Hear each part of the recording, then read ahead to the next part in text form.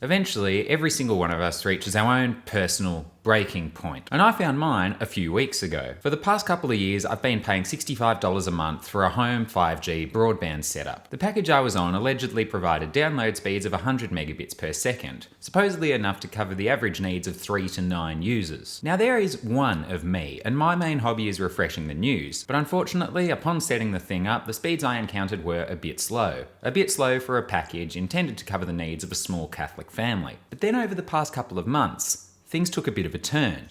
It got even slower. I had the standard phone conversations. Have you tried resetting the modem? Yes. Thank you, sir. Have you checked if the modem is plugged in? Yes, if it wasn't plugged in, wouldn't I be getting no internet rather than minimal internet? Thank you for confirming that, sir. Have you tried moving the modem to a different location? Well, yeah, I've put it pretty much everywhere between the balcony and the bathroom. Thank you, sir. And that didn't work? Unfortunately, that didn't work. That is why I am calling you.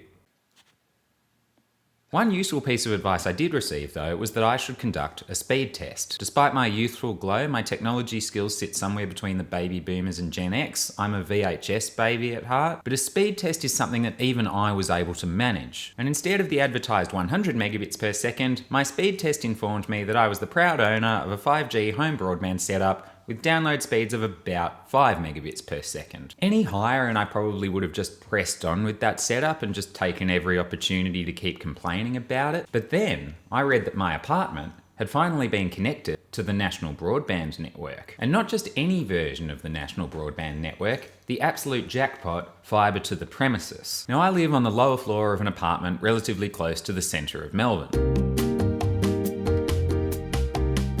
And boy was I excited when my new modem arrived in the mail. Far too excited to pivot this channel towards unboxing content, and also far too excited to remember to cancel my old setup, which wound up costing me another $65 the following month. And that anticipation peaked when I entered my new Wi-Fi password and I stepped into the magical world of NBN fibre to the premises, with speeds that I immediately discovered were fine. I get about 50 megabits per second now. It's not great for a city in a developed country in a civilization that's starting to talk about terraforming other planets and shit, but it's fine. It's the Australian way. We get the windfalls from the resources, we hang our hats on the relatively inclusive institutions, and we relax ourselves into a position where we can float along in a world where things could always be a bit better, but they're fine. Everything's fine. The internet's fine. It's not great, but it's passable. It's actually pretty bad, but that's fine. Whatever. I will make this interesting somehow.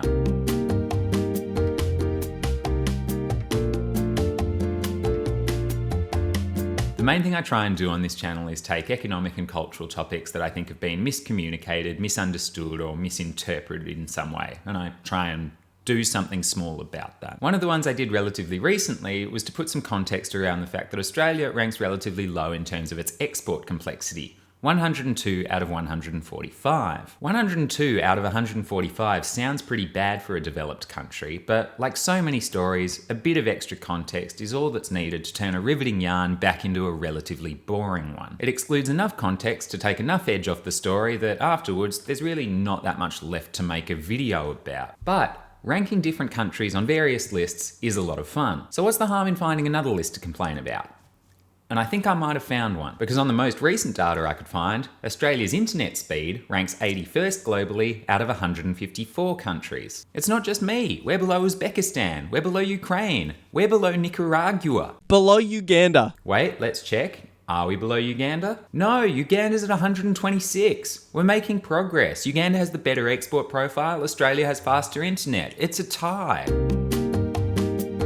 So now let's work out whether there's another annoying, complicated reason for why we rank so low this time around. Are there any excuses in the bank for the shitty internet speeds? For comparison's sake, Australia's median fixed broadband download speed is about 80 megabits per second. So the median Australian household is doing better than me at least. I'm happy for you, median Australian household. Really. In comparison, Ethiopia gets around 10 megabits per second, Uganda gets about 25, Turkey 50, Austria 100, the UK 140, Vietnam 160, New Zealand 180, South Korea 200, Japan 220, China 240, the US 280, and Singapore gets 350 megabits per second. Room for improvement. And the main thing people seem to enjoy pointing to as the reason why there's so much room for improvement is the let's say, vexed rollout of the largest infrastructure project in Australia's history, the government-owned wholesale open access national broadband network, the NBN. The NBN. Okay, I'm not going to recite the whole Wikipedia article, but here's everything I think you should know. Nothing more. Nothing less. In the early 2000s, the government-owned Telecom, which had recently been privatised as Telstra, was the proud owner of the existing copper network which provided most Australian households with internet access. This was done through asymmetric digital subscriber line technology, ADSL. Because ADSL required access to the telephone exchange and the copper wires, this allowed Telstra to dominate the market because they owned all the infrastructure. By the early 2000s, Telstra had a vision to replace its entire copper network with fibre, which would be easier to maintain and would provide users with faster internet speeds. Unfortunately, their, let's say, combative CEO at the time, Sol Trujillo, ran into problems with pretty much every politician and regulator he came across, and the plan didn't go anywhere. That is, until Kevin Rudd's newly elected Labor government in 2007 decided a fibre network was a great idea, after which they sought expressions of interest from providers to roll the thing out. But, thanks in part to Trujillo's ability to upset every politician and regulator he came across, Telstra wound up being excluded from the EOI process. Unfortunately, they were one of the only companies with the actual capacity to build the thing. Eventually, Kevin and his team said, fuck this, we'll do it ourselves, and bypass the entire existing infrastructure network and create our own people's infrastructure. And that's how the NBN was born. The goal was to provide, by 2021, 93% of Australia's households with fast fibre to the premises connections, with the remaining 7%, mostly people in regional and remote areas, getting different connections with either fixed wireless or satellite. This is meant to deliver speeds of up to 100 megabits per second to most of the population, with the option to upgrade to up to a gigabit per second. Unfortunately though, in the first few years the rollout was patchy. It faced regulatory hurdles thanks to Telstra's existing network access, there were problems with the contracts, and there were workforce constraints, and public frustration grew over the delays. So, a standard nation-building project. Then the Liberal National Coalition got in, and Malcolm Turnbull and Tony Abbott decided to switch to a multi-technology mix, meaning instead of everyone getting fibre to the premises, there would be a mishmash of technologies rolled out across the country, which would lower speeds in some cases, but which they decided would be far cheaper to implement. By 2020, a few years after the switch to the multi-technology mix, the government was declaring that the NBN rollout was complete.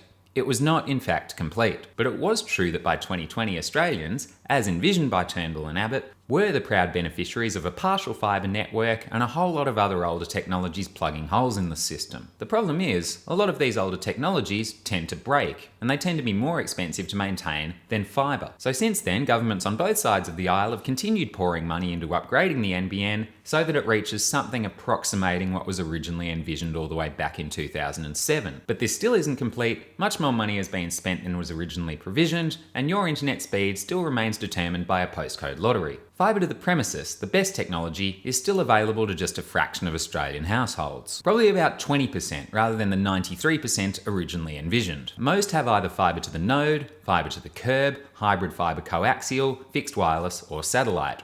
None of these are as good. There is still room for improvement. So let's ask the natural follow-up. If we happened to stumble into the parallel universe where pigs fly and fibre to the premises was available to 93% of Australian households instead of 20% or so, would Australia's internet speeds then be Singapore grade? And the answer is still probably not. They'd be better on average, but still probably not the best. And that's because not only is Australia's internet speed slower than most developed countries, but relatedly, Australian internet is way more expensive than most other countries. You can actually buy super fast internet in Australia if you're one of the small percentage of households that have fibre to the premises. But even most of those households don't do that. And they don't do that because those plans are really fucking expensive. According to the ACCC, the average monthly cost of a plan in Australia is $70. The global average is less than $50, with a lot of comparable countries having lower prices too, with the United States having an average price of $51, the UK $52, and New Zealand $57. One excuse that gets a bit of mileage here is that Australia, as you may have noticed, is relatively large. This makes building infrastructure like fibre optic cables more logistically challenging and more expensive than for really small countries. countries like your Singapores and your South Koreas. The NBN themselves are the main determinant of retail prices through the wholesale prices that they charge to providers such as Telstra or Optus or TPG. The NBN sets wholesale prices at a level that supposedly allows them to recover costs and continue maintaining the system. And the argument you can make is that all of these factors we've been talking about, the sparsity, the infrastructure costs and the remote area maintenance, make this job more expensive than it would be in a little country. And then add to this the fact that a lot of Australia's internet traffic comes from global hubs overseas, from the US or Europe. And because Australia is in the middle of nowhere, that data has to travel a long way through underwater cables, which affects speeds and latency. And what all this adds up to, unfortunately, is Australia having some of the highest internet prices for a given speed